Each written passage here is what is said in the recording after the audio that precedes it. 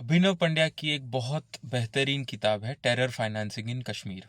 1990 से लेके 2020 के बीच में कश्मीर के अंदर आईएसआई और पाकिस्तान के द्वारा कैसे टेरर को फैलाने के लिए पैसा ट्रांसफ़र किया गया और कैसे उस पूरे एक्टिविटी को फंड किया गया, उसके ऊपर ये किताब है।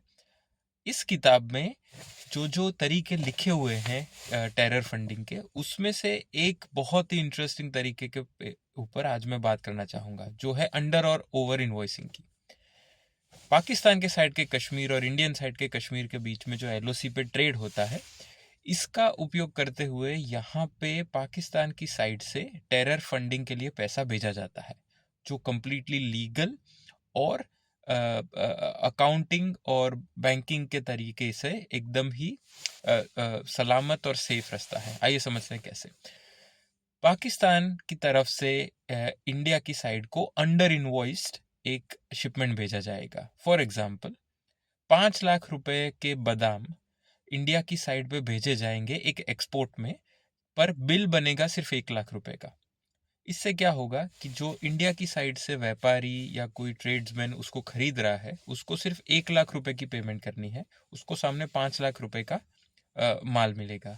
वो माल को वो बहुत ही सस्ते दाम में, जितने कॉस्ट प्राइस है उसी पे भी अगर उसको बेचे तो उसको 5 लाख रुपए सामने मिल जाएंगे।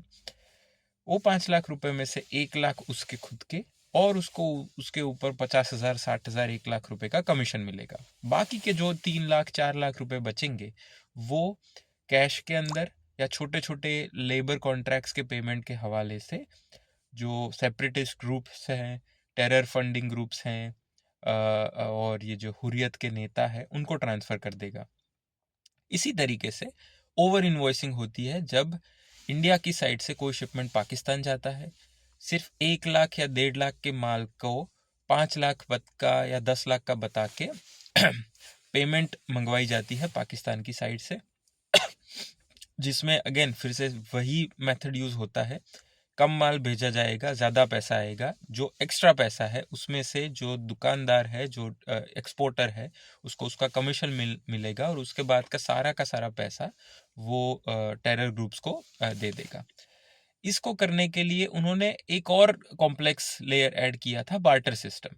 तो कई बार ये क्या करते थे कि एक्सपोर्ट के सामने जो इंपोर्ट होता था, उसमें जो एक्सचेंज था वो पैसे का नहीं होता था, माल सामान का होता था, which would make it even more difficult to determine कि जो प्रोडक्ट के सामने दूसरी प्रोडक्ट आप खरीद रहे हैं उसकी वैल्यू सच में इतनी है या अंडर या ओवर इन्वॉइसिंग चल रहा है। जैसे फॉर एग्जांपल, अगर आपने कश्मीर में इंडिया की साइड से ज़ाफ़रान केसर 2 किलो भेजा पाकिस्तान की साइड पे, और वहाँ से आपने समझिए 20 मीटर लंबा पश्मीनी शाल का कपड़ा मंगवा लिया और कहा कि हाँ ये दोनों की वैल्यू तो सेम है, तो बहुत ही मुश्किल हो जाती है ये डिटरमाइन करना कि एक्चुअली में वैल्यू सेम है या नहीं है।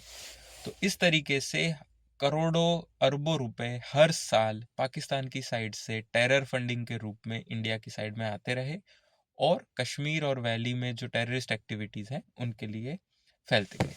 Thank you.